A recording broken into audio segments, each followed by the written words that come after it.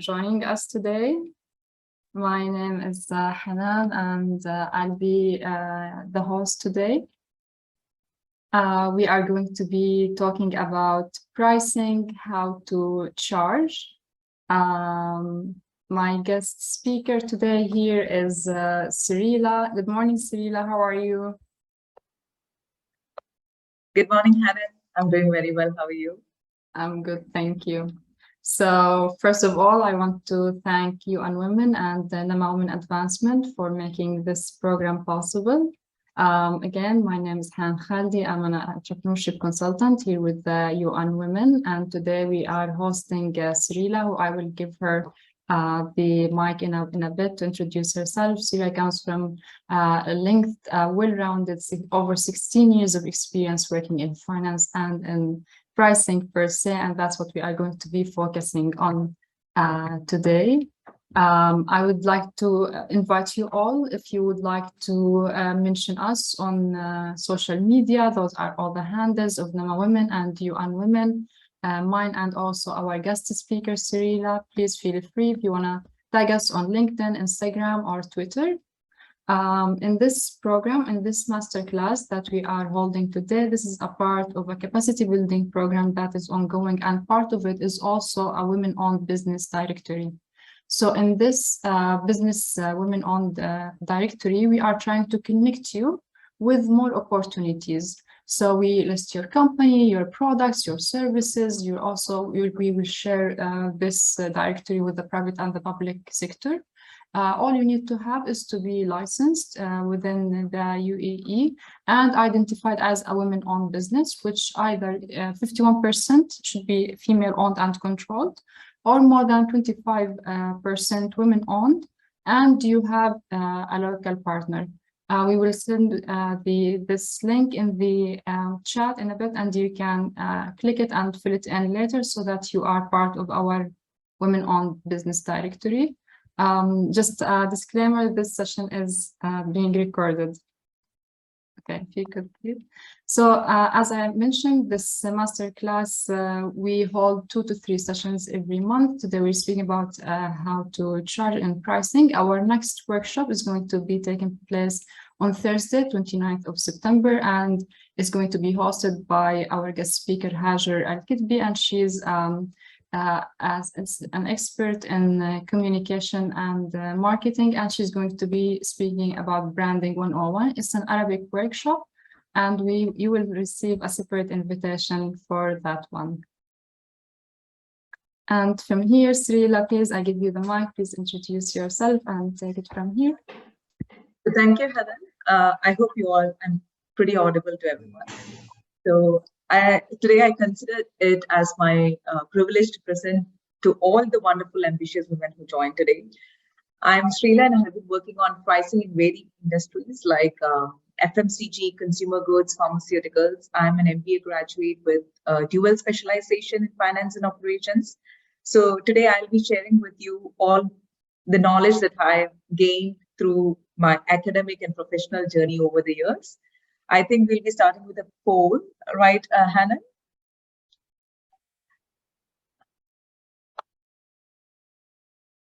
So in here, we want to run this first poll. So if you could please just share with us your knowledge on how do you feel knowledgeable or have experience on pricing your product, pricing your service. Is it no knowledge at all? Is it poor, average? Is it good? Is it very good? So that we can tell where you stand on that.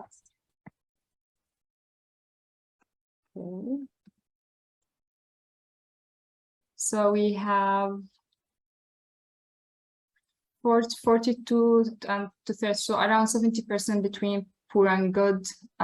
We have almost 24% around non-knowledge to very poor. So we are hoping that this session is going to be helpful for you and to add a lot of value and to transfer a lot of knowledge from Sreela today so that you can take this over. Okay, so we are almost 100%. We are going to go to our next poll. If you could please. Okay, so in here, we are going to ask you the second one, where we want to understand the level of difficulty that you have had encountered while negotiating a price for a product or a service. Was it extremely difficult? Was it moderately? Is this something that you manage? Something that you have never encountered?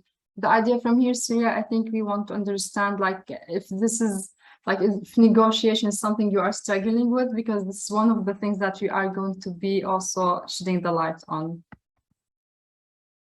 Definitely. I think anything, because sometimes you might not have encountered at all a pricing negotiation, a very difficult negotiation situation. But I think in case of, this is just to gauge, like, what is the importance on negotiation that I should be shedding light on.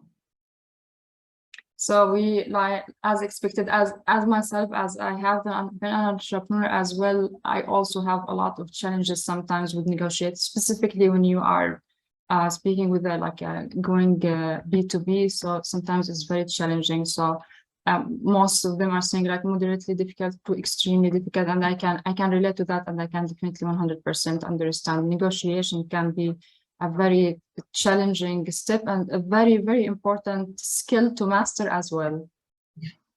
Very true.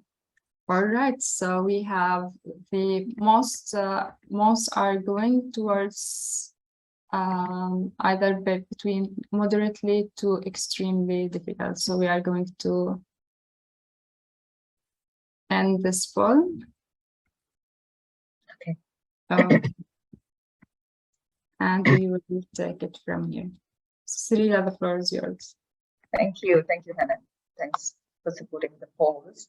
So I would just start with a disclaimer. I am working in a corporate, so I would like to make a small disclaimer that I do not represent my current employer. Also, do not express their views or opinions in any way or form. You know, pricing is a bit sensitive, so I really wanted this disclaimer to be here.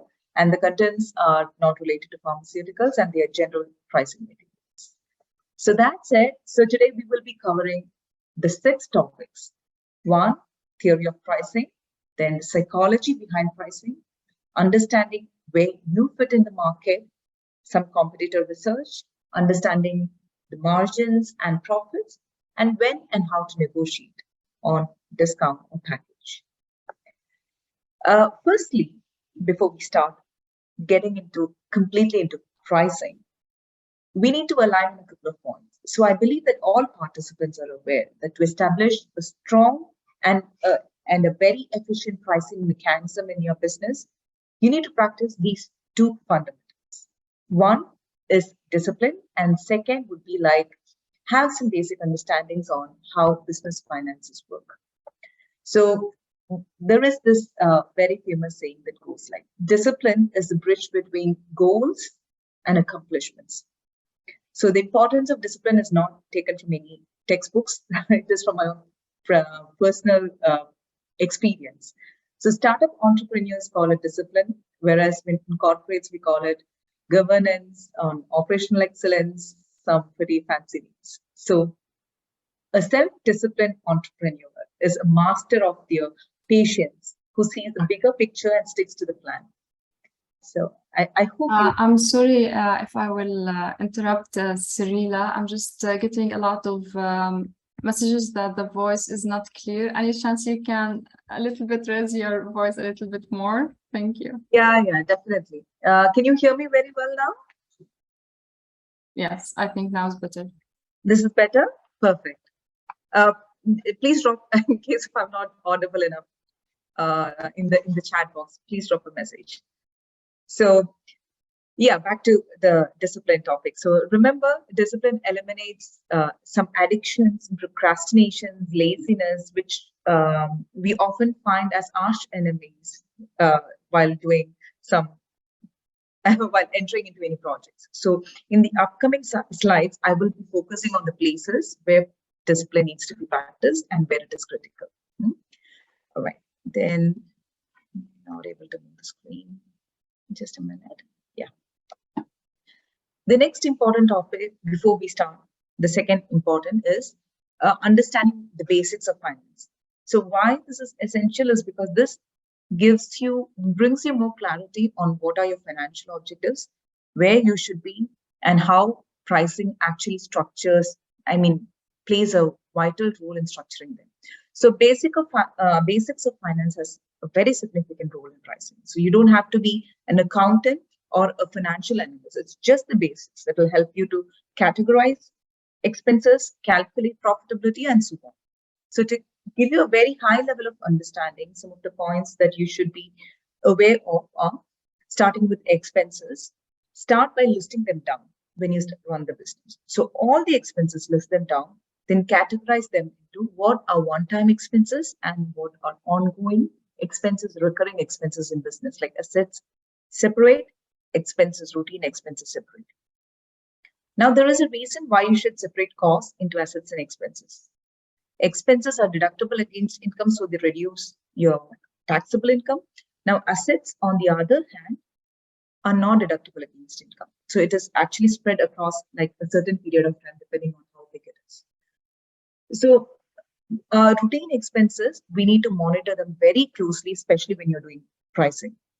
So then you should begin to assess how much of working capital, cash, is required to run the business. This is a very familiar term for all people who are running the business, working capital. So it will help you to understand how much cash is required. And then from there, you need to prepare projections, like how your business will gradually develop over the years. So once you prepare all this basic understanding about your business, then you need to assess on what are the financing options. Do you need to actually take some assistance from some fund support from the banks, or do you have to actually need some investors? So these financing options needs to be assessed. So these are the basics before we start pricing. Discipline, basics of finance. So now let's get started with pricing.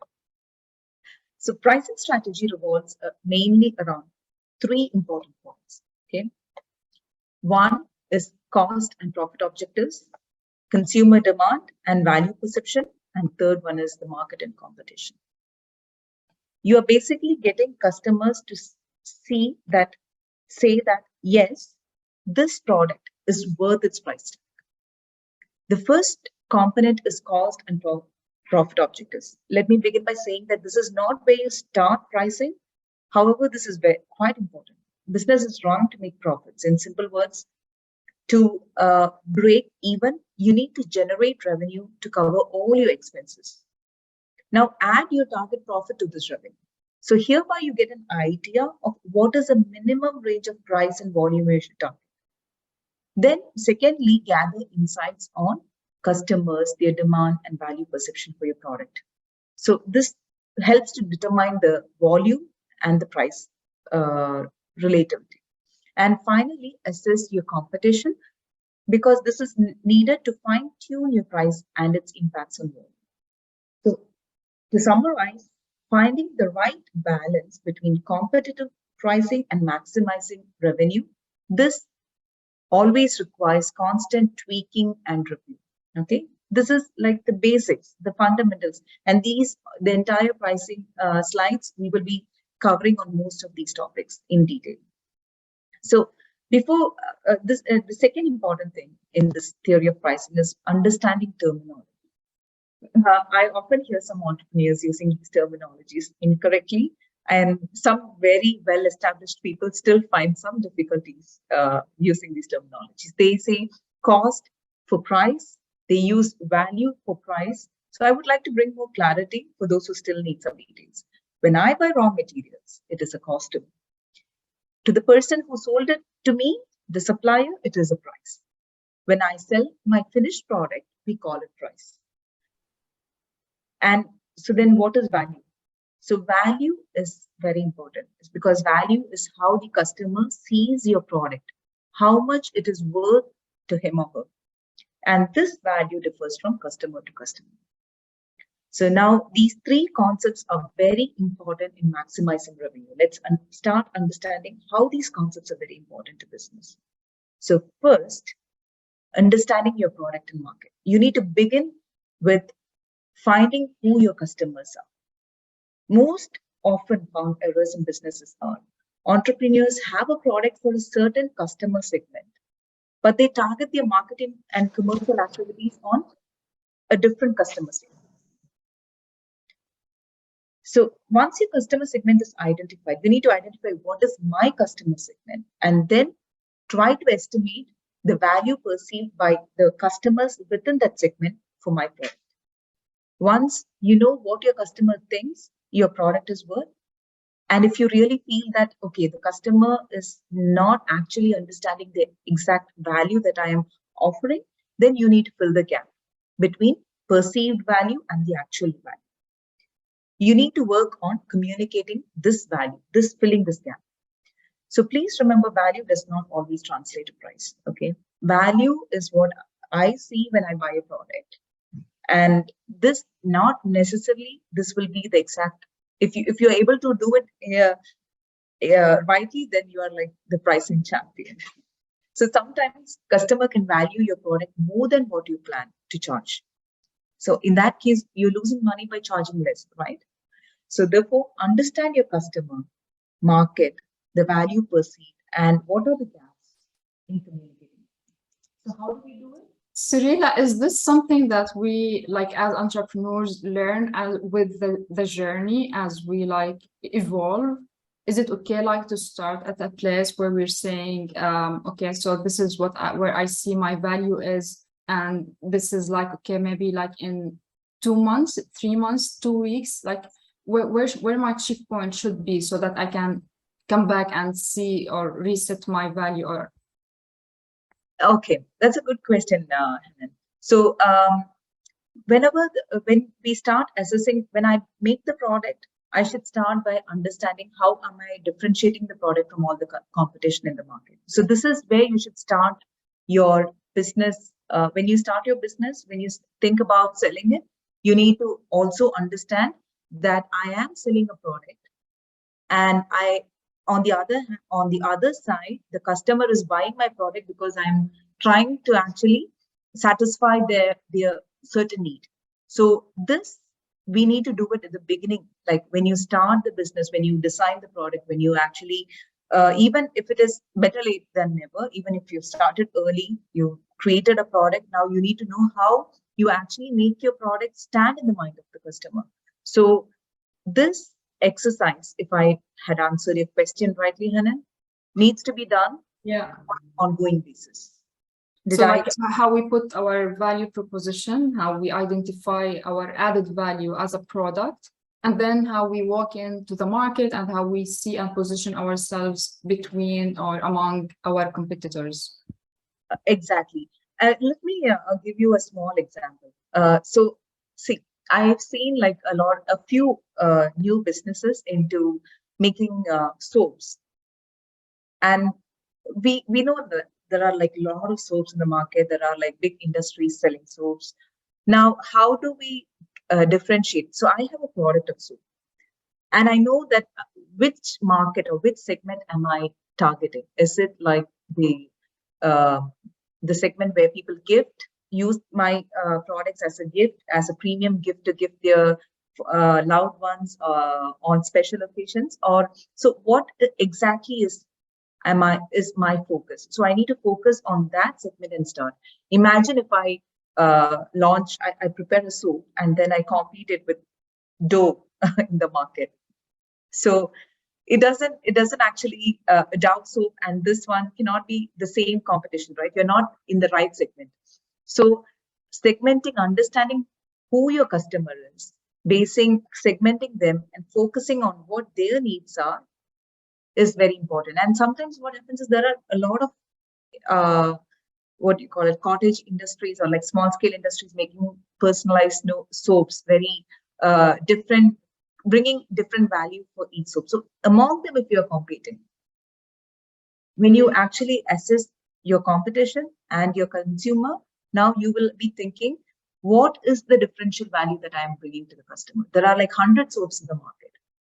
Where is the gap in the market? If there is no gap that you identify, then try adding a certain value, maybe customize the soaps or maybe customize. So these are some of the ideas that should come into the mind when you are creating value. And this is very important because a value, if you make a very premium soap, and then if the customer doesn't believe that, okay, if the money they spend is not giving them returns or satisfying their needs versus the other competition that they have already tried, then I think there is a gap. So then whatever price we charge, we cannot actually bring out sell the product enough. I mean, we cannot meet the needs of the customers. So this needs to be done in the beginning. I'll be covering like these concepts a bit more detail in the upcoming slides. So Hannah, did I answer it? Yes, so I believe also some of the other terminologies will be explained through the slides. So let's move it from here. Thank you. Perfect. Thank you. Thanks, Anna. So the second one is, as I was mentioning right now, having a good understanding on where you want to position, thinking about the value you would want the customer to perceive about your product, and listing down all the costs to create the value, like raw materials, advertisements, labor, etc. So let me walk you through a basic example, a very simple and basic example. Okay, so this is Miss Lee. So she's starting a clothing boutique business.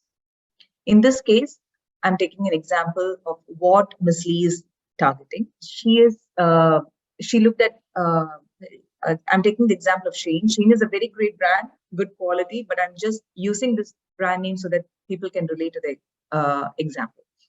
So she saw that there is a huge demand for certain type of designs on this platform, Shein.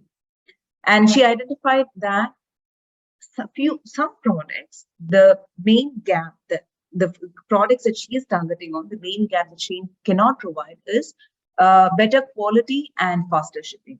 So she decided, okay, let me put all my savings and financing and start a store dedicated for premium quality products with East Asian design, from East Asian designs. So she set up a business here in Dubai, recruited brilliant designers from Korea, invested her savings and financing, and also borrowed some financing from the bank. She set up a small store in Mall of the Emirates with the best designer and did wonderful marketing campaign, all digital. And now, as a result, the footfall increased. Eventually, due to the huge cash burn, she went out of business. So everything she's done it right, but she went out of business. So what must have happened here? Any thoughts? You can just think them, put them on your chat box. Hannah, okay, wow, this is challenging. So she's done all the homework. She's put herself there, but she's not profitable. Okay, so Dua says it's a huge investment. It is a huge investment. She hasn't priced her products right. That's a good answer. That's no actual marketing. Okay, that's also too much on marketing. Okay, Marion says pricing. She did not calculate her costs correctly and is not making any money. Okay, that's a good one. That's a good one. Wrong location, cash burn rate too high, wrong place, profit projection was not done correctly. Okay, she needs time and professional assistance. She did not study the market. My favorite, market validation. I keep saying this all the time. Cash flow is an issue. Didn't understand the placement for her market. Very good. Her P&L is all wrong. Okay, Dua. Expensive location. Sida. Aroma says she did not compute her timelines for saying a profit accurately. Okay, Amal says balance sheet issues. Okay, gap, perceived value, and actual. Okay, we have a great audience here today. Oh, all of the info, right, is right on money. I think most of them have nailed it. Like most of them have had their understanding about what could have gone wrong. There, like what is coming in the next slide. Most of them have those answers. So yeah, I think I heard about someone mentioning about expensive place. Some people about market validations, positioning, they're all right. So maybe I think I need to now show the answers here. So great marketing she did, definitely. Some maybe a little high. And this led to a high footfalls. So people are coming, visiting her. Now people are not buying the product. So that's a challenge, right? So people are visiting, but not buying the product. Now, when the customer is praising your product, always remember, they do the value versus price analysis in their minds. They buy the product only when the value that they perceive is equal to or greater than price paid. And there are multiple factors contributing to it. So some are external factors because maybe the competition suddenly launched something totally different, or there is a new entrant in the market, which could be out of our control. We can only predict and react and adapt the strategy. However, factors that are internal need to be checked first. So the first one, the confusion of position. So Miss Lee, in this case, designed her product as a premium to Shane, but positioned her product, let me make the example a little extreme, okay? Let's say she positioned her product like Gucci and Prada. So customers who would love to spend on such premium brands definitely would not come and buy Miss Lee's fashion, right? So now as a startup, if you wanted the customer to perceive as a premium brand, you need to do a lot of homework before the product is brought to the market. Otherwise, it is an error in positioning. Confusion in perceived value. The value described by Lee and the value that is perceived by her customers might be different. So when they relate the prices to the value, they don't find a balance. Lack of customer segmentation. In this case, Lee had designed similar to Shane, I mentioned, right, but with high quality. Now, pricing it higher for premium customers could possibly be a wrong choice. They would prefer international designs. So people who want to buy Gucci Prada, they love international designs. Maybe that's not the segment that she should focus on. And now customers who like to buy these designs, who really love these designs, they find that the products are a bit pricey. Therefore, her strategy and her customers were not aligned. She focused on a segment, but that is not the segment who is in need of her product. So therefore, find who your customers are. Sometimes it could be lack of marketing or financial planning errors, as so many of you mentioned. So that is also a very strong reason for not being profitable. So therefore, understanding your customers and their perception of your product, focus your adverts in building the value in the desired consumer segment. So these are the two takeaways from this slide. So in order to avoid being into a sleaze situation, we need to do our homework. So ask these questions and position your product. Okay, here I'm going to interrupt a little bit because this is something that I do with all of these sessions, and I try as an entrepreneur myself to learn from all of our amazing speakers. And so this is an amazing session and questions. So what I do always, I have my pen and a paper, and I'm going to do all of these. So I encourage you also like have those questions, even if they're just like initials ones, so that like later on when we send you the recording, you can like have what kind of ideas were there. So let's go. Thanks, Hans, for that. Yeah, please get ready with your pen and paper. So what are the questions that you should be asking? First one, who is my customer? Identify the right segment for your product or service. Now gather insights on the customers within this segment. So if you want to expand the customer base, you can later expand as your business develops. But right now, for the targeted product, who is the customer? Analyze them. If you have multiple products, satisfying multiple customers, then classify them and keep them distinguished, the customer segments for each of them. Why should the customers in my segment buy my product? Is it a need for them? Ask, what is the demand there? What value does it bring to them? What is the need that my product is satisfying? So think like a customer. Every time if you find the same product in the market, what will be your perception? So think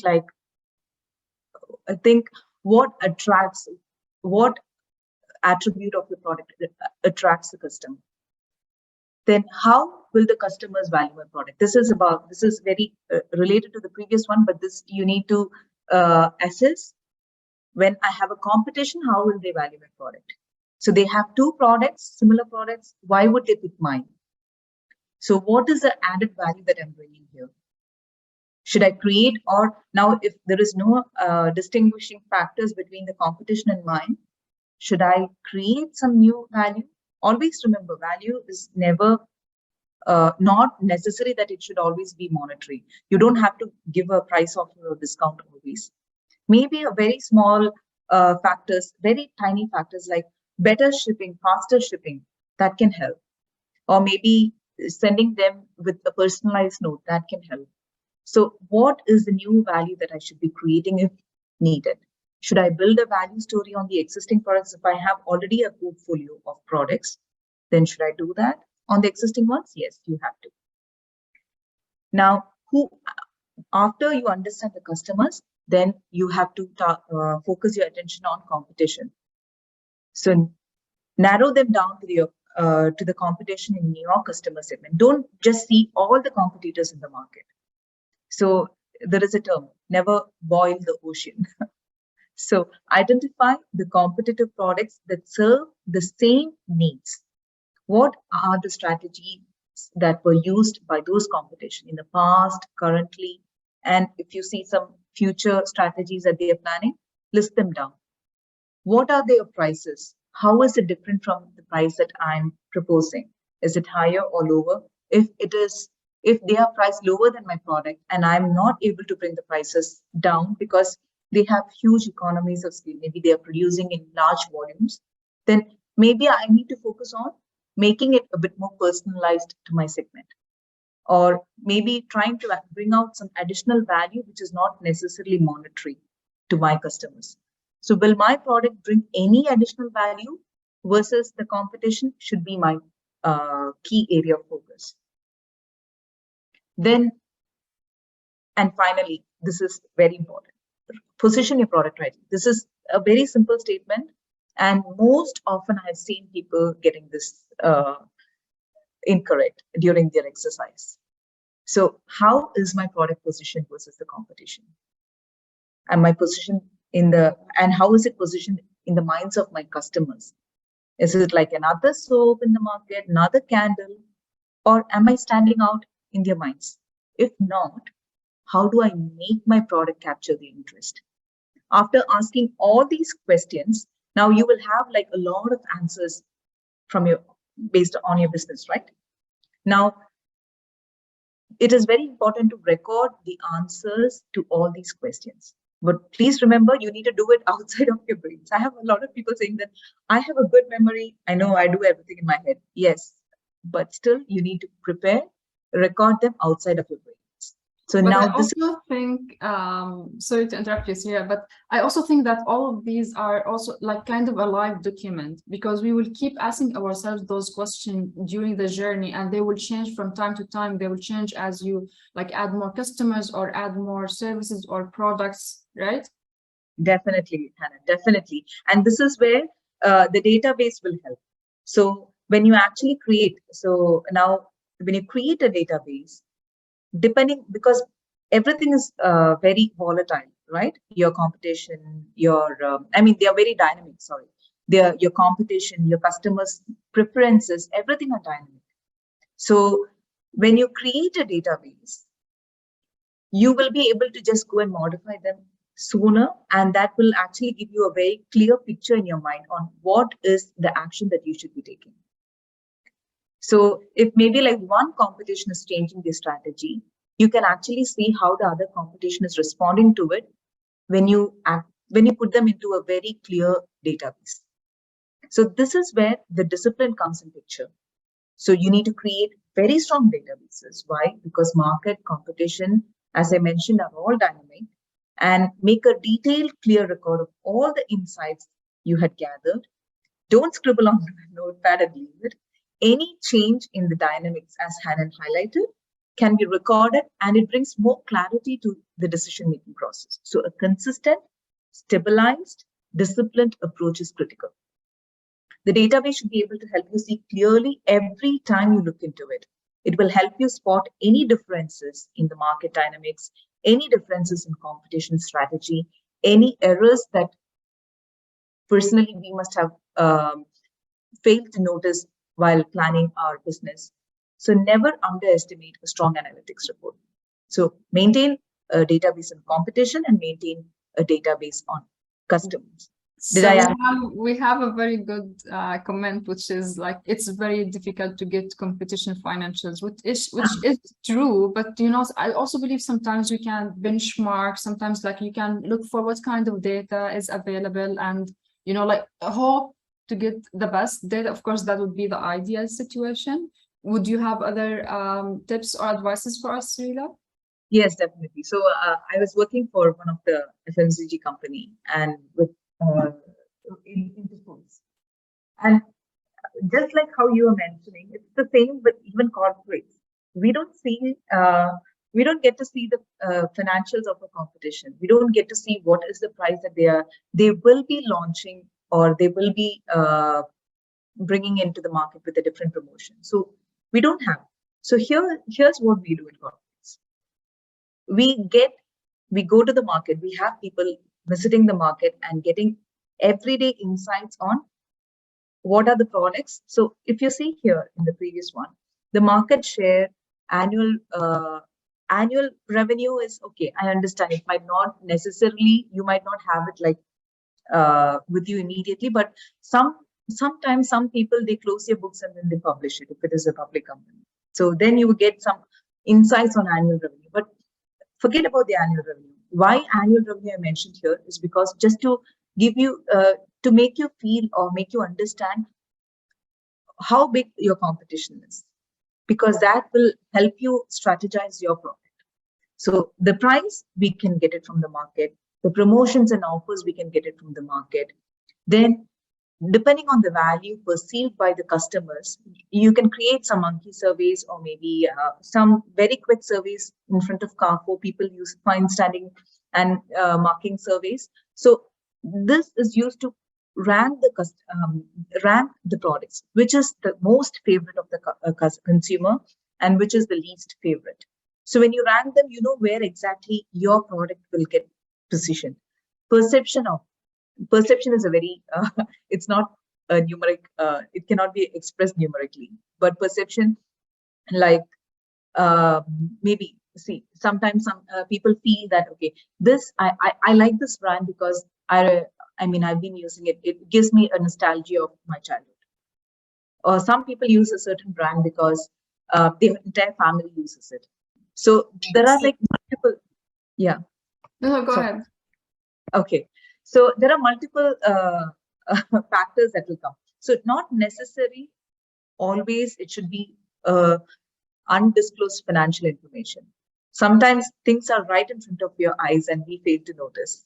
We just have to just go there, access it, and whatever data is available, gather as much as possible. Even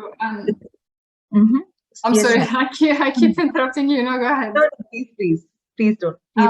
Because I also say, like, some of big organizations, they have actually a commitment to publish their annual financial reports. So those are things that we can put in. You can also go look at like a lot of organizations that publish a lot of market analysis. It's another thing to look at. Sarah here is saying, like, sometimes services is more challenging than products, but also sometimes you can go on their website and like ask for an offer, or ask for like what kind of a price they're going to offer. So sometimes there are ways to play around it and to see it, but also like make as much use of what kind of available data that is there online. Perfect. I think you put it spot on, Hannah. So make the most out of the available data that you have. All right. So I think from databases, now you understand that we need to understand the value before in the minds of the customer, or create what is the value that we need to create for a product for the price that we are targeting. Then create strong databases, right? Now we are just summarizing everything. Prices. So there is this concept called value cost pricing. Cost comes in the next segment. So since we are in the middle, I thought this is the right place to actually put it as a coining slide.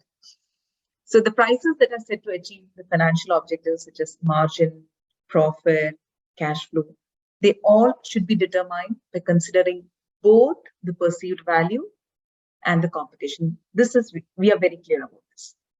So, and most important thing that we need also to keep in mind is that business is set up to make profits. It needs to flourish, right? So we need to have all the financial objectives in our mind. So what are the few steps that we should keep in mind? Is first, estimate the customer's willingness to pay. I'm just summarizing all that we went through right now. Classify the costs, fixed costs and variable costs. Assess the competitors' pricing. Then develop tentative strategy. You don't have to finalize and you have a clear strategy, because that will not happen like the moment you start. It requires constant revision. So develop a tentative strategy, have the target markets. Which market am I targeting? What is the area that I'm focusing on? Where should my product be positioned? What are my business objectives? So not just external, internal. What are the business objectives? What is the margin that I'm trying to achieve? The profitability? What should be the cash flow status? Then after that, we need to assess how much volumes you should sell for the tentative price. So this is all prediction. So predict and evaluate what your financial results will be for the tentative price. So once you have a tentative price, do the entire financials, see how much your financial results look like, and finally assess the tentative price. So if it doesn't make sense, redo all the parts of the steps in this process once again and check, have I done all these steps? If there is any revision required, go to that specific part, redo and reassess it. So when you learn the value perceived by your customer, you need to translate it into an estimated price that they would be willing to pay for your product. So this is a very tricky part. I completely agree. But then translating the value into price, we consider a lot of factors. We consider sometimes the competition directly out in the market, how much are they pricing, what is the value they're bringing, and the additional premium if we are getting there, then maybe we need to do some surveys, some analysis, some customer, some market reports to see, like, if I give this additional value, what is the premium that I can charge? Sometimes you're bringing the additional value, communicate it, and you don't charge extra so that you have like premium positioning versus the competition.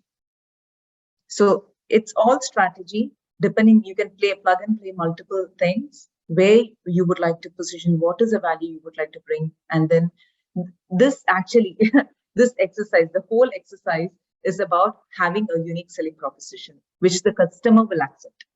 If you need to price them low, you can revisit your strategy. So here, maybe I will, before we get into the next segment of costing, Hanan, can we take like a quick round of questions on the value?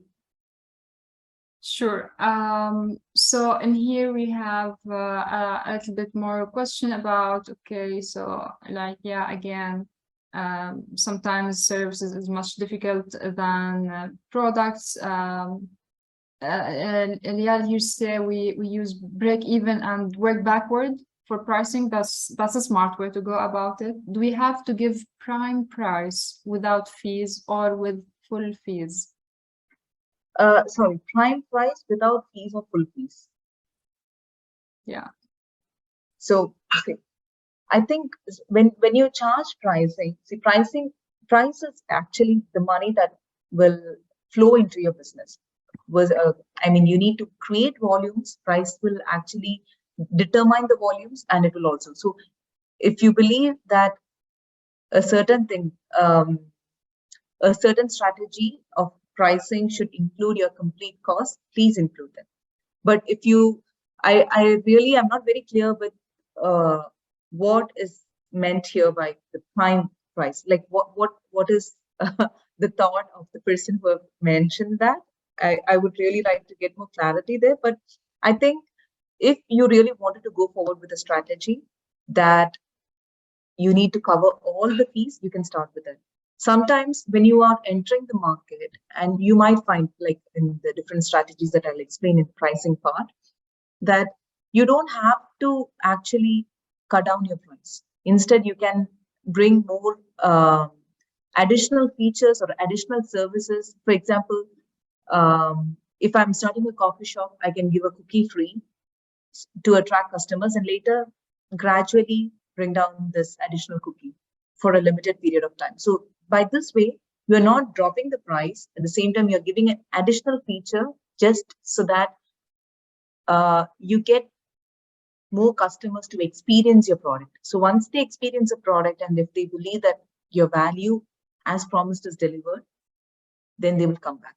And especially in service industries, service industry is a very difficult industry when it comes to pricing. And services, and sometimes it is also very easy.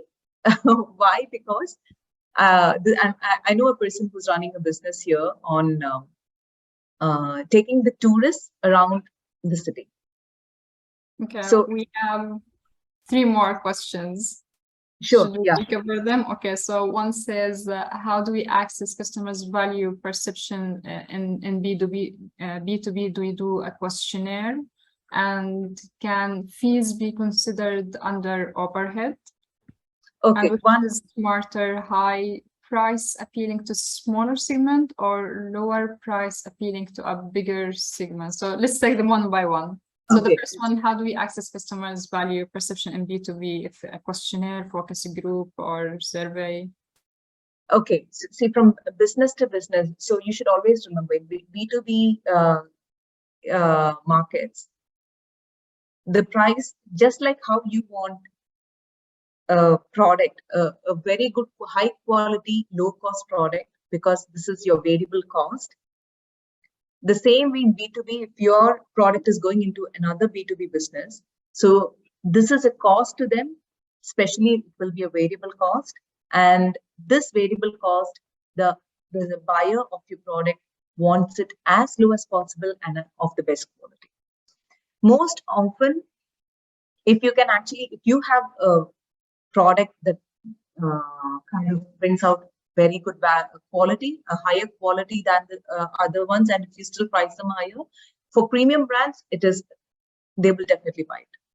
But if you are actually selling to a B2B business where they have like products which are not premium, and they're also kind of having like their businesses into pricing, always assess what your consumer or the customer will do with your product. So if they are trying to build a product in a B2B business, which also has like a lot of pricing challenges, then you need to play on maybe contracts and agreements like, okay, I'll produce large volume and I'll reduce the price. Or maybe you commit to a certain contract or agreement for 3 years and I'll give you a better price. So these are the different kinds of strategies that you can use. Maybe it's not really fundamental, possible to always go on a price cutting scenario. So if you are into a B2B business, get into contracts, get into agreements, long-term contracts, quality, or maybe show them how your product is positioned versus the rest of the competition. And very, very good example is some people commit to huge, low price, huge volumes in a B2B business, and they will not be able to supply the entire contract. So use those examples. If you have some examples from the market, use those examples to actually have a leverage in your negotiation with your customers, saying that, okay, I can promise you consistent supply, or I can promise you to deliver within a shorter lead time, or maybe you can restock as and when the products are finished, or maybe you can build it on demand, like whenever they need a product, so that they can save on the inventory costs. So there are multiple factors, not just the price that you should see when you negotiate in a B2B business. So maybe faster lead times, saving their inventories space by actually you're delivering only when they need it, you deliver the product to make it. So there are multiple factors that you need to assess. So which factor is the value creator? Use that factor as your negotiation strategy. I don't know. I mean, I'm all over the place because there are like a lot of industries in my mind.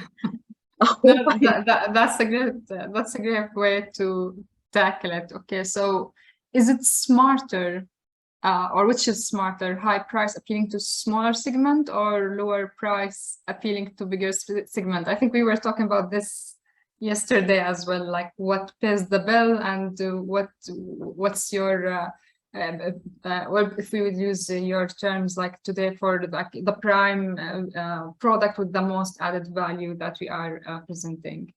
Actually, yeah. See, whether it's a higher segment should be priced lower, or lower segment should be priced high, a small segment with a high price. End of the day, you need to remember one thing. We all start a business. When we start a business, we don't think that we will be constrained within Dubai if you're starting it.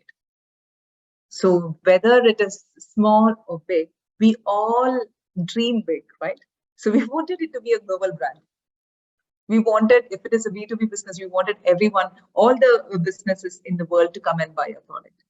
So smaller segment, higher price, and higher segment, smaller price completely depends upon the kind of business you're in.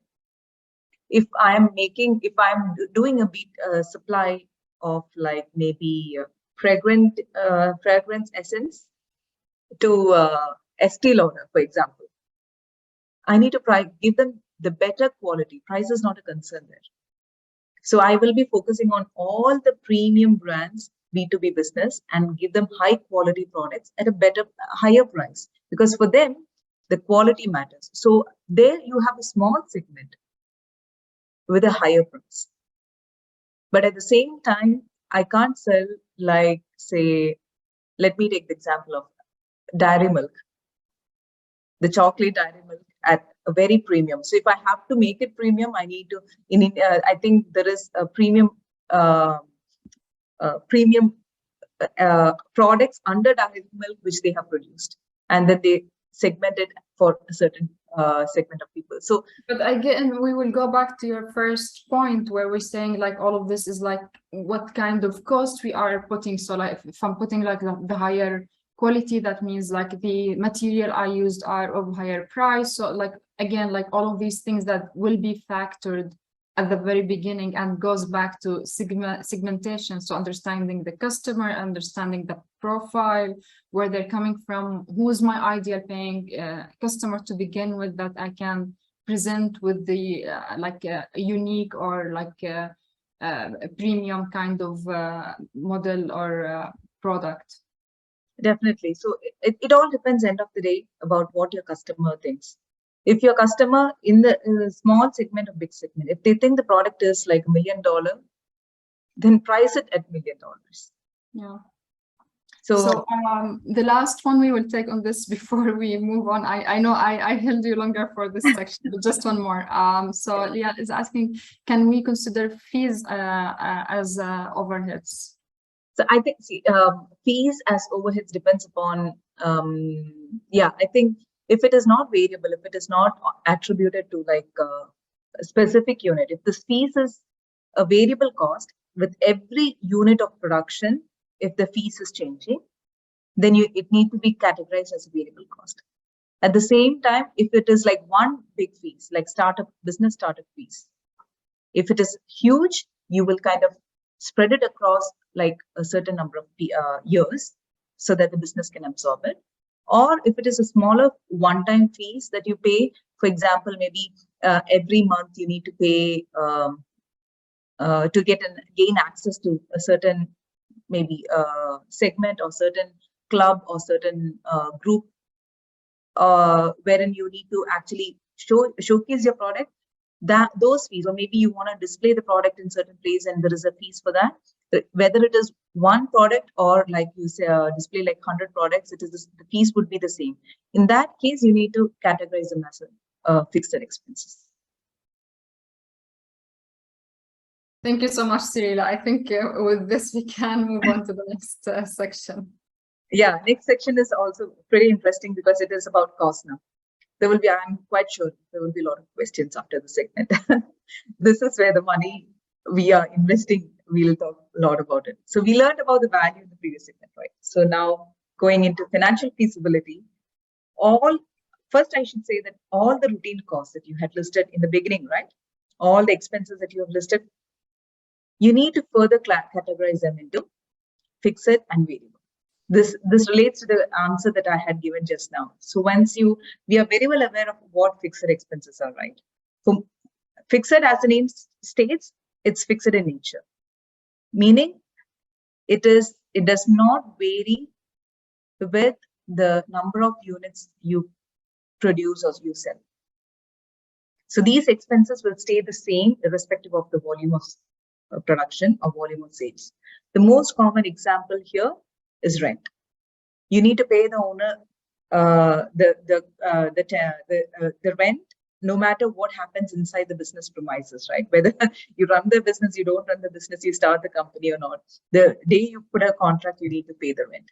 So these are fixed expenses. Insurance, another example. Even to the last question, some fees that is paid like on annually, quarterly, monthly, these are fixed expenses, irrespective of what you are generating, what revenue you are generating. On the other hand, variable expenses are exactly the opposite of fixed. It varies how much, or it varies in relation to how much you produce. You produce 10 units, your expenses are 10 times. You produce 100 units and the expenses are 100 times. And when you produce 0 units, you have 0 expenses. So the most common example is like raw materials, sometimes the delivery cost. So commissions that you pay on sales, these are all examples. Therefore, always remember to separate fixed and variable costs. So as you can see on this graph, fixed cost remains stable and variable cost kind of increases as your quantity produced increases. And these are some of the examples. Now, okay, first you listed down all the costs. Now, and then you took all the routine expenses and put it aside. The routine expenses you further classified into fixed and variable. Now, create a database. Again, discipline, okay? We need to put a database, categorize that these are fixed, these are variable. Sometimes some expenses will be like partially semi-variable, meaning, say, for example, the DEVA fees, okay? A certain component of it is fixed and some certain component of it varies based on usage. In that case, you need to segregate the fixed part and put it in fixed, variable, put it in variable. So why am I actually focusing a lot on this cost classification is because variable costs are very important to determine variable margin. And variable margin is like a thermometer to your business. So price minus the variable cost is variable margin. Okay. And variable margin multiplied by the number of units produced, you get the total variable margin for the company. And this variable margin should always be equal to or higher than the fixed cost. So if I know that these are the fixed costs, I need to make sure, so then work backwards. I have fixed costs, I need to generate so much variable margin to cover the fixed expenses without including profit. Later, if I add profit, okay, I need to make so much of profit in the first month, add that and just determine, okay, this is the total variable margin I need. So when you work backwards, you end up in pricing. So what are the basic financial criteria for an effective price? So there are like so many questions. Now we know what variable costs are, right? So there are like, okay, in this slide, there are like a lot of questions, a lot of variables. So let's take one step at a time. We know what is meant by the term variable. At least in this context, it means anything that varies with numbers of units produced. So we know what are variable cost. So does our price cover the variable cost? This is the first thing that we should think about. If the price does not cover the variable cost, if your answer to this question is no, then it means you are losing money on every sale. You might be wondering, I mean, how can someone do that? But trust me, there are a lot of companies who do not focus a lot on how this component works. And end of the day, when they put their financials together, they realize that they're making losses. If your variable margin is not positive, definitely it will not cover any of your fixed expenses, right? So there was, I read this famous example online about a pet food company. They found out very late that their shipping costs for their dog and cat food are short of the variable cost per unit. It went more than the price.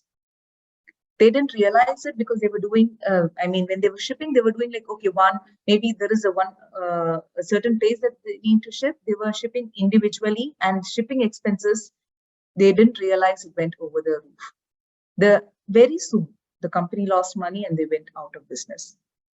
So there may be situations where one might price below the variable cost for strategic reasons, okay? I'm not saying that this is always a wrong decision. Sometimes, maybe for a certain period, you might decide on it. But please keep in mind that it is generally considered it is never considered legal to sell below your variable cost, okay? So there are some legal things that will be binding when you actually price your product below your variable cost. But if there is a compliance from legal on your strategy, then make sure you set a time limit for how long the prices will be lower than the variable cost. Otherwise, you will end up burning cash. Now, does variable margin cover the financial objectives? This is very important because we need to make profit. Business is actually run to make profit.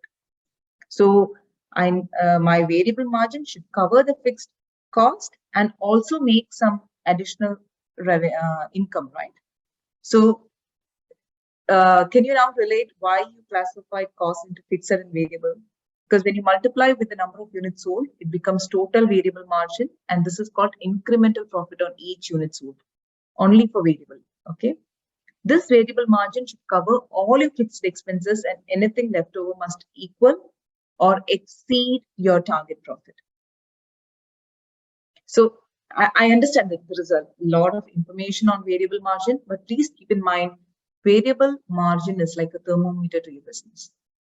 When you start putting numbers, all your business numbers together, just bringing this back, this element over here will make sense. The more per unit variable margin, if it is increasing, it means your business is actually making more money, generating more money. Now, see, this is a very small example. Okay, look, it might look like a bit crowded slide, but this is a very small example of a chocolate company who is producing boxes of chocolate. So their price per box is 500. Their variable cost per box is 250. And if you see here, we have an annual fixed cost of 500,000. As you can see, fixed cost doesn't change, it remains fixed.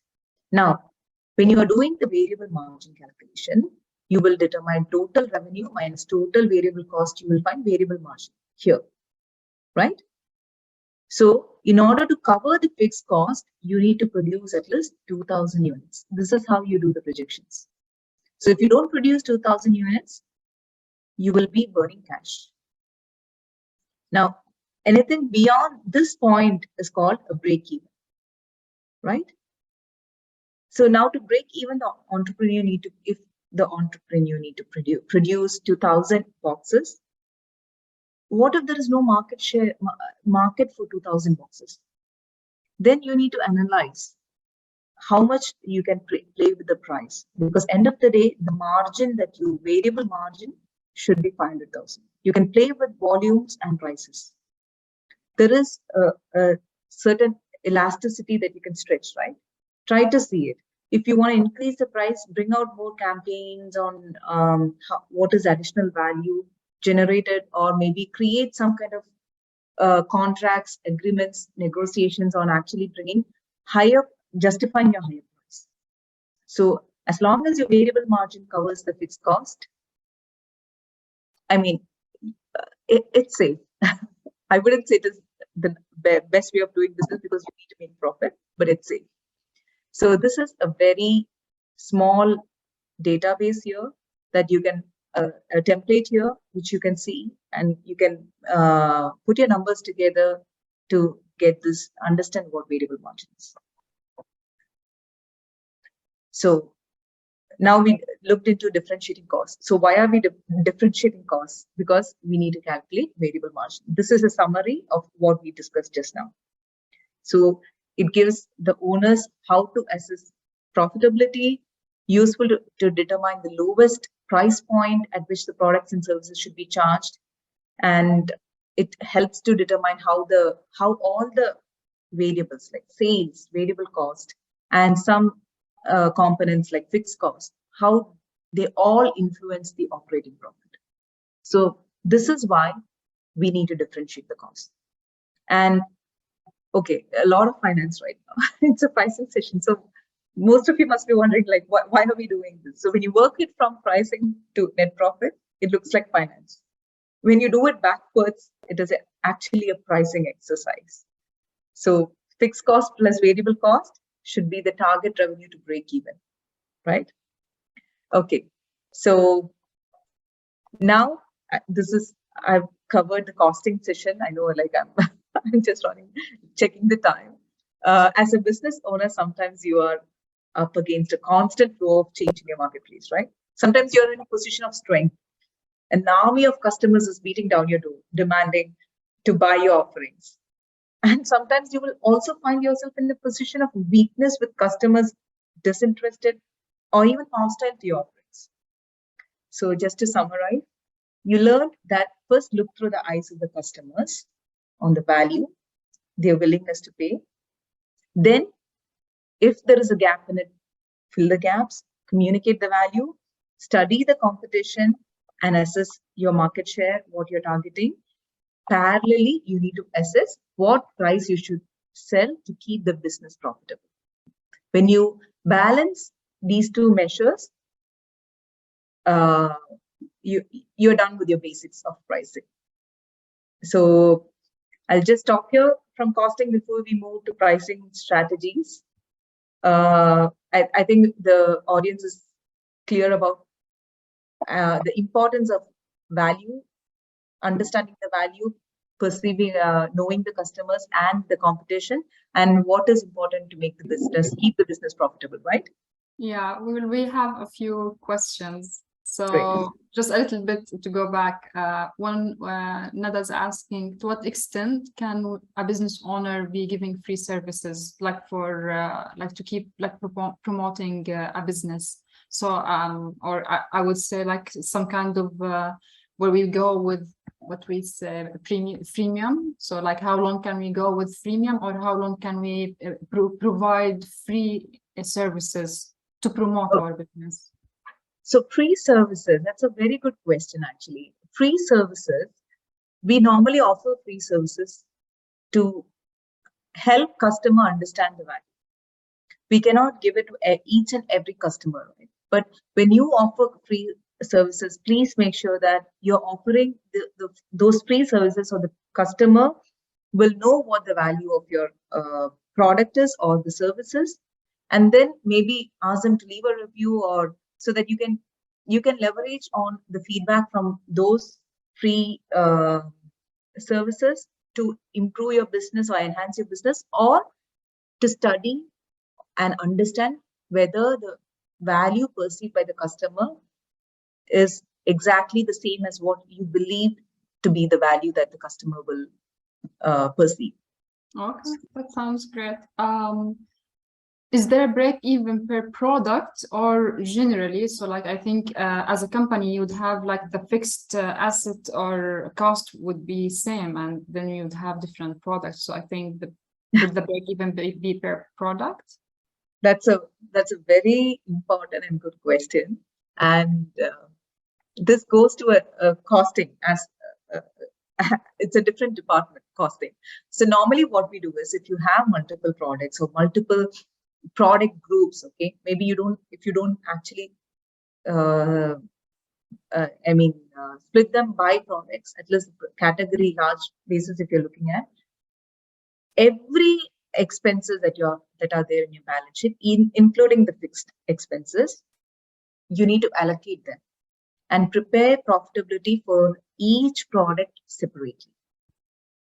For example, now the question is like, okay, I have rent. I'm paying like 10,000 dirham in rent, monthly rent. How do I categorize them? So if you have if you have segments, different products or different, maybe like different area segments of products that you're giving, one might do well, one might not be doing that great. One might have like a lot of variable cost than the other. So you need to find a strategy with to allocate the fixed cost based on maybe the variable cost incurred, or maybe based on the revenue generated. But keep it consistent. Don't you can't change it very often. So keep it consistent. You split the fixed cost, split across the products, split across the segments, and then do profitability separately for each item. So I'm not sure what's the S in here. What's as the service? What's the S? Software as in here? Okay. So see, subscription and pay as you go. Use like one component fixed and the other component is variable. So this is a recent strategy a lot of people actually take it. So either, for example, Netflix, keep it fixed. They are keeping it fixed.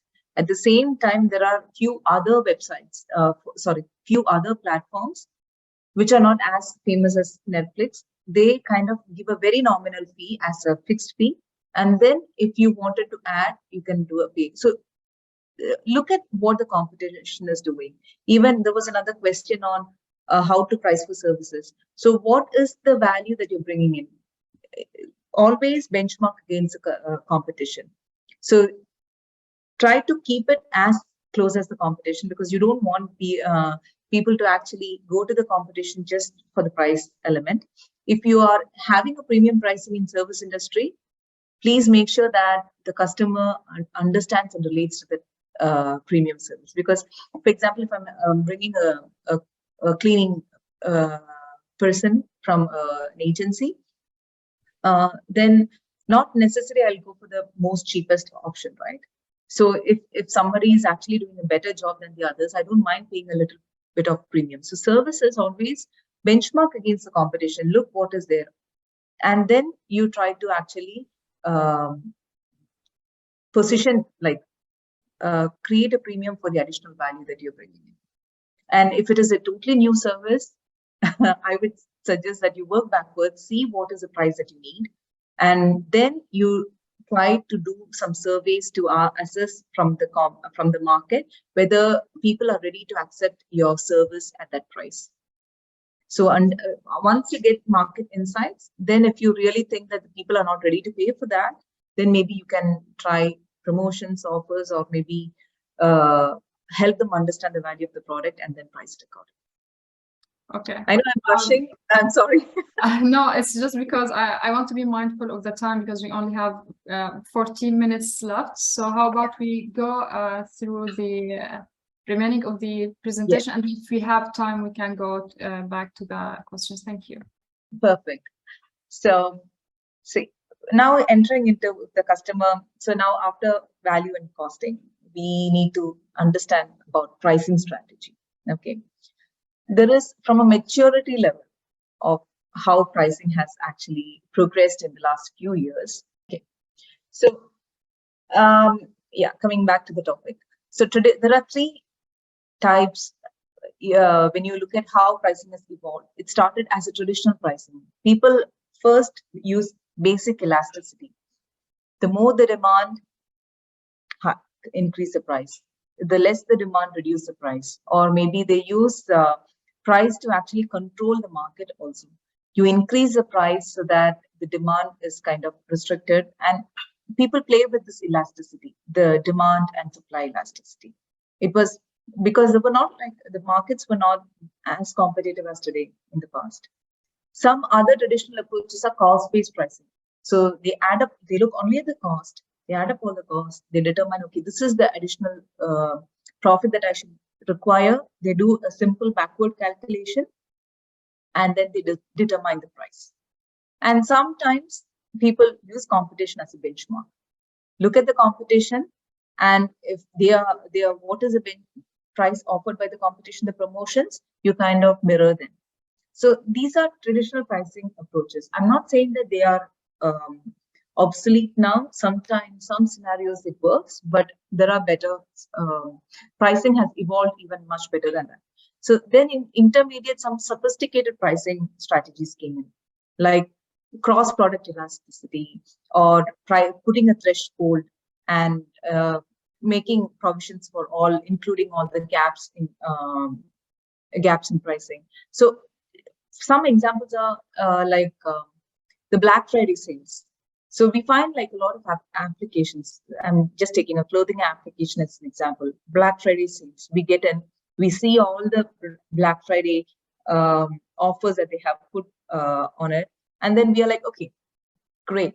So I'm looking into a product that I need, not necessarily that I might find it, but as a customer, I will find two different offers in it, two different segments in it. One is Black Friday offers, and the other ones are the existing products. Sometimes they use Black Friday offers to actually project their new launches, so that the customer, when they come to see the Black Friday, they get a chance to see the other products as well, and they might buy it.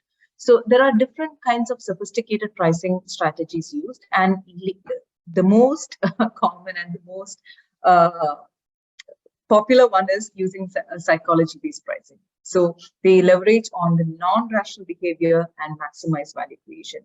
Some examples of this psychology behind pricing are, see, 3 versus 2.9. I know a lot of us on this call must have fallen for this. So this is so popular, and this kind of creates a feeling that it is priced lower. Now, we go to a lot of fast foods use this strategy. They combine everything, and then we might not need a fries and a drink. We still buy it because in our minds, even whether we buy it or not, we have a feeling that, okay, we have a sense that, okay, this is much more cheaper. Sometimes you don't need a fries and you're like, okay, it's better, I can get some fries today. So even if you don't need, they're creating a need in the minds of the customer. Then this is interesting.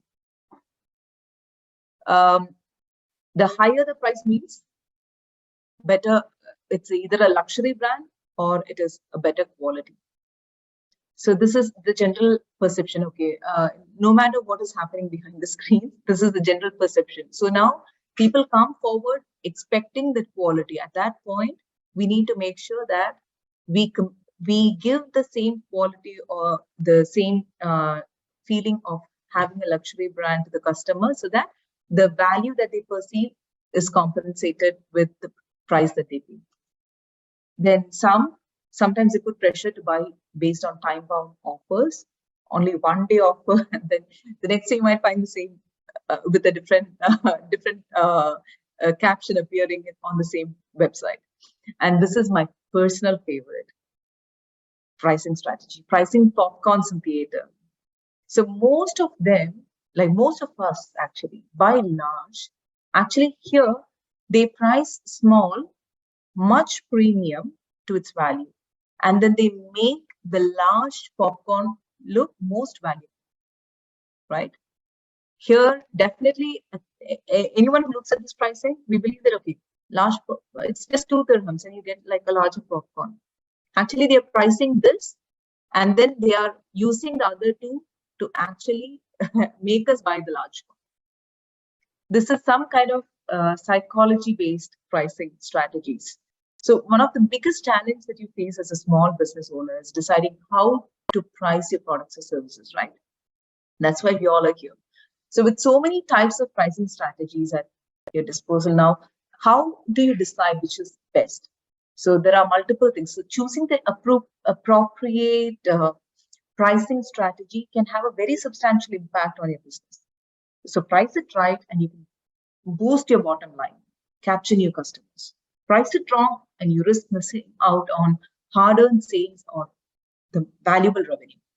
So there are different types of pricing strategies depending on the goals or the objectives of your business. Some, they aim at maximizing profit, and sometimes your strategy would be to find new customers. Please keep in mind, depending upon your business objective, you need to strategize your pricing. And then there are other businesses that simply want to get rid of some old inventory. So they do this clearance sales. And the pricing for those are totally different from the strategies that we discussed now. So pricing strategies are determined by factors like market conditions, consumer demand, cost of goods sold, those that we saw in the previous slides. Different types of pricing strategies are used for various reasons, such as we just mentioned, maximizing profit, finding new customers, reducing inventory. And the most appropriate pricing strategy will depend on your type of business, the product or the service you sell, and the overall goals of your business. Please do not benchmark your strategy with various other strategies in the market, because there are a lot of dynamics that are playing within the strategy, and you need to do your own assessment. Copy paste of a different strategy might not always work. Now, let's look into like the different types of pricing strategy. So we have value-based pricing. So with value-based pricing, you set your prices according to what the customers think your product is worth. Then you have penetration pricing. Penetration pricing is generally used when you actually launch a new product and you wanted to jumpstart the sales. So this is not a good pricing for long-term growth, but for example, as I was mentioning before, a coffee shop offering a free cookie. All in the long term, it is not sustainable. So at least, but you are kind of trying to attract customers to try your coffee, and if they feel that your coffee is really good, they will come back. So this is called penetration pricing. Then skimming pricing. So businesses that sell high tech or novelty products, they use these kind of pricing. So to get the premium price on launch, and then they gradually drop the prices. You know what the best? I know some of you must have thought of iPhone. So that's a perfect example for this kind of strategy. So whenever they launch the latest model or the advanced model, the price is much higher, and then the old models, the prices go down. So this is called skimming pricing. You are skimming the market and making the best out of it. High-low pricing. This is most commonly seen for products with seasonal sales. For example, a clothing boutique sells designer wear at a high price during winter, and then later after winter, they put them on clearance after the season. Sometimes we also see premium pricing. This, when you price a product as a premium, make sure that the value is also, you give the value perceived, or you satisfy the needs of the customers on for the price that they are paying. So to create high perceived value, better quality or luxury, the prices are set very high.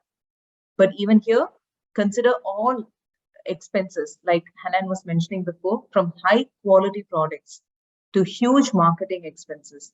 These are all the high costs that will follow a premium product. So I can also take the example of some globally, I'm saying not UAE, globally, education is also the highest quality, the best institutes priced higher, right? And imagine if they don't deliver that quality, then tomorrow people do not go back there. So these are premium pricing. So psychological pricing, we just saw like a lot of examples now, so I'll just skip that part. We have bundle pricing. Bundle pricing, we see a lot in e-commerce where they put two products together. And sometimes what happens is, even if the other product is not a need for the customer, they still look at the bundle and then they believe that, okay, this looks like a good offer, maybe I should make the best out of it and then buy it.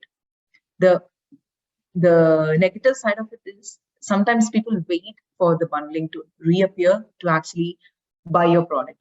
So bundle pricing, you need to look at the competition, what the competition is doing, or look at your inventory. If you really want to give like a small, give a flavor of a new launch to the customer, then maybe you can bundle it. So it depends upon your strategy, you need to bundle it. And we have competitive pricing, landscape. So competitive, definitely look at the competition, where they are positioning the product, what are the prices that they are bringing in, and benchmark against that. Cost plus pricing, this is a very traditional pricing, as I mentioned before. Total the cost, add your profits, and then determine the price. So, but you know what, this is not always like in a competitive market, it doesn't always play well with this pricing. Then we have dynamic pricing. So dynamic pricing is there is no one fixed pricing. For example, some industries, let's say, take the example of hotel industries. Weekend, they increase the price. Weekdays, the prices are lower. So it is the same product, the same value that they would like to serve, but it differs between the time of sales. So this is called dynamic pricing. Then we have economy pricing. Economy pricing is like you buy large quantities, you get reduced your cost. When you buy it, your raw material cost goes down, right? Similarly, you are actually, as I was mentioning previously, huge volumes, if people are entering into contracts and agreement, you can price them down. So based on the scale of supply, you can determine what strategy to apply here.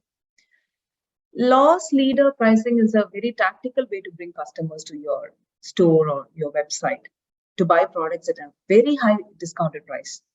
This is similar to the Black Friday, which I was mentioning, where people can see, they come to buy a product because of huge discount, and then they see other products, and then they might end up buying your discounted product and the other products as well. So this is called loss leader pricing. All right, so maybe I'm just checking. Oh, it's 1 minute. So I think I need to skip this and I'll just move directly to negotiation. We'll skip the ball, Hannah, okay? Because this is very important. There are like 8 negotiation strategies. The first one is prepare by knowing your walkaway and building the number of variables you can work with during the negotiation. This is very important. With an important customer, your first priority is to avoid take it or leave it situation. Keep the negotiation going long enough to find a workable deal. So for this, you need to have a walkaway. A walkaway is not just a price. Please remember, this is negotiation strategies. When you're negotiating on price, remember, don't keep only the price in your mind. And do your homework, bring a combination of elements, price, payment terms, deliverables, lead time, shipping, so many elements. Bring it to the table, keep it with you, do your homework ready. And if they're negotiating on price, try to see what are the, other than pricing, what are the other elements that they might need and you can negotiate on by not cutting your price. So without one, you have no negotiation roadmap. So increasing the number of variables is even more important. The more variables you have to work with, the more options you have to offer. The greater your options, the better the chances of closing the deal. So the second one is when under attack. Listen, so collect as much as information as possible from the customer. Once the customers have logged into a position, it is difficult to move them with arguments, right? It's a brilliant way. So under these circumstances, persuasion is more a function of listening. When under attack, the most people's natural response is to defend themselves or to counterattack. But for a salesperson in a negotiation, either of these will fuel an upward spiral of heated disagreement. So the best response, however counterintuitive it is, let the customer talk for 3 good reasons. First, new information can increase the room for movement and the number of variables to negotiate. Second, listening without defending helps to diffuse any anger. Third, you are listening, you're not making concessions. So, see, listening does not mean being intimidated. Please don't mistake it, okay? Just give the customer the feeling that you are hearing what they have to say. Then third one, keeping track of the issues that require discussions, because negotiations can get confusing. Customers can often get frustrated by when there is lack of progress. So they occasionally go back to agreements already made. So always keep track of it. The best negotiators can neutralize even the most outspoken opposition by converting objections into issues. Okay. Now I think I'm just mindful of the time. Sorry. So yeah, into issues that need to be addressed. So the trick is to keep your cool, pay attention to the customer's words and tone, and wait patiently for a calm moment to summarize your progress. Always summarize your progress. Okay. Assert on the next one is assert on your company's needs. Focus on the customer's interests, not their own. So they learn to take on a customer perspective so completely that they project into uncanny understanding of the buyer's needs and wants. So too much empathy can work against salespeople, however, because sales bargaining requires dual focus. Focus on the best interests of your own company. The best negotiating stance is not single-minded emphasis on customer satisfaction, but a concentration on problem solving. So satisfy both the parties. Then I think we have the fifth one, which is commit to a solution, right? Yeah, commit to a solution only after it's certain to work for both parties. Okay, so a better approach is to suggest hypothetical solutions. So compare the approaches in selling a commercial loan. Maybe some salesmen make the mistake of agreeing to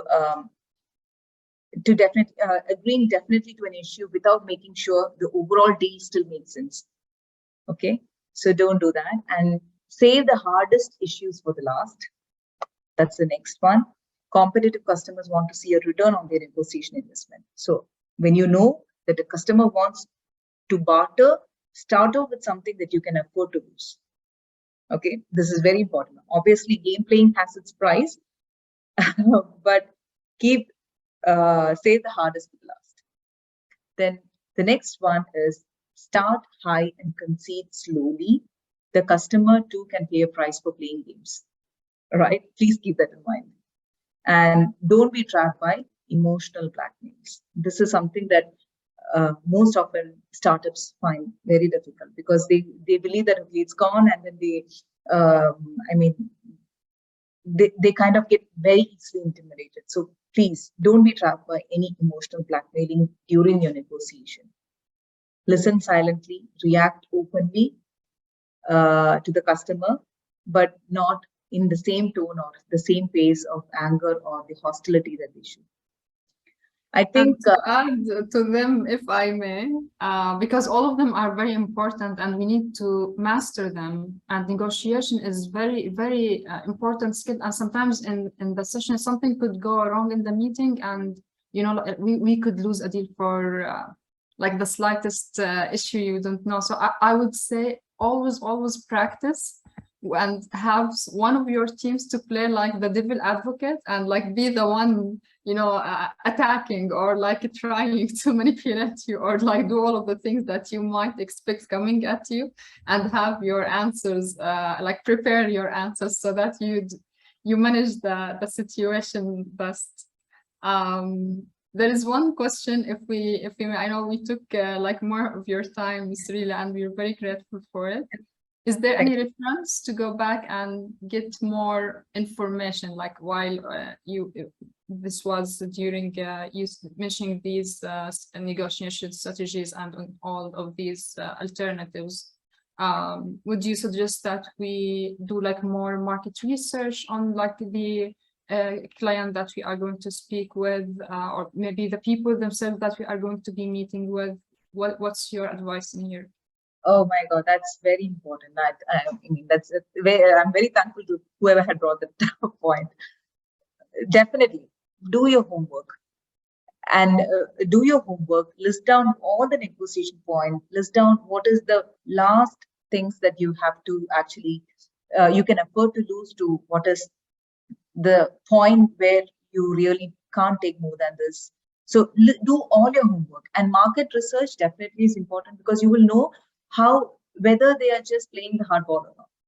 So you don't want to fall into some kind of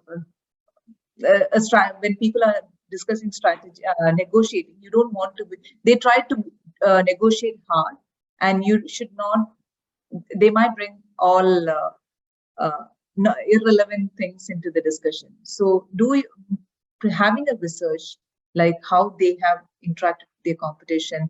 Always when you are into a business, get into these common forums or common, I don't know if it is existing in every sector, but generally if it is like, say, mechanical engineering sector, then there is like a separate group of or like a forum where all the engineers are together.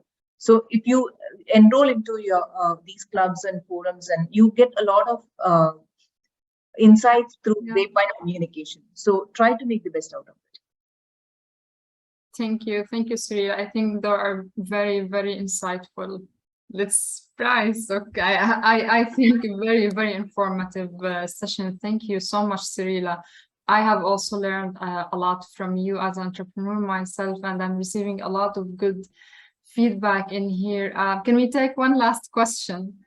What if while negotiating online, the potential client simply ignores you after a point? Should you lower your standard to get their attention, or just move forward? I think here you need more psychological tactics. Yes. See,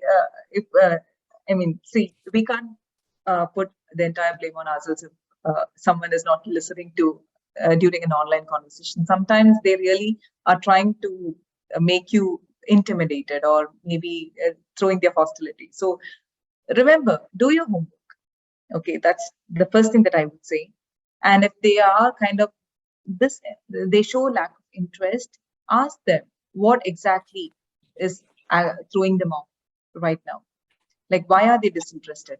If you have done your homework, and if their lack of interest is around the same topic that you've done your homework, you already have material to actually show them or explain to them why they should not consider or regard that point, or maybe you will help them understand more clearly. So always do your homework. It depends, because I cannot give you one direct answer, because it could be like multiple scenarios, multiple factors, multiple variables will come into this picture. So there is no one direct answer to that question, but I would insist on doing your homework and asking directly, even online. Ask them, let them talk. If they show disinterest, make them talk for some time. So that will help. Amazing, because it's again like crucial. There's like definitely a number that you don't want to go like below, and also you want to still show your value. And there's also, if you would like step down or like lower your standard for one client, then where will it stop, you know? So it's a very crucial thing. Thank you so much, Sreela. This has been an amazing session, very insightful. One last thing, thank you all for attending with us today, and for all of your feedback and question, making this an amazingly interactive session. We will take just one more poll towards the end. We want to know your feedback. So we have 2 questions in here. So the first, we want to know, after this session, after this amazing session from Sreela, one more time, thank you very much. How knowledgeable are you now about pricing? And we have the second question. If you scroll down, we want to know, how did you find this session? Is it very helpful? Are you going to use what you learned today? Is it somehow helpful? Do you think you might use some things not? Or do you think this is insightful for you? This is just for the near future, or is it not relevant at all? So so the second question that I'm more happy about, because mostly they're getting either very helpful, I will be using this in my business directly, or somehow, so I will be using most of what I learned directly in my business. And all of our feedback for today's session is between good and very good. Literally, there's nothing beyond that. Let me thank all the audience, actually, before we close the call, for being very patient listeners today. And I feel very privileged and honored to be, presenting a workshop to a group of very ambitious people. And I wish everyone all the best. Thank you. Thank you very much, Sreela. Thank you very much, everyone, for being here today with us. Thanks again for you and Women and the NAMA Women Advancement for making this possible. Our next session, you will be receiving an invitation for it. Thank you, everyone.